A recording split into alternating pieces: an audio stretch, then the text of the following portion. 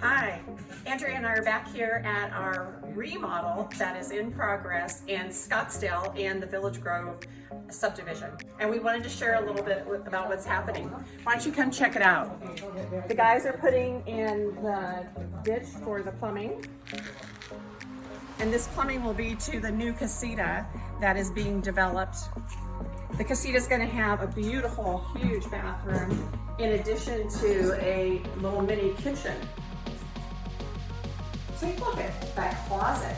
Is that not going to be huge for a Casita? And your mini kitchen's going to go here against this wall. And then back on the other side where you can't really tell what's happening yet, that's going to be the laundry. Let's go check out what's happening inside real quick.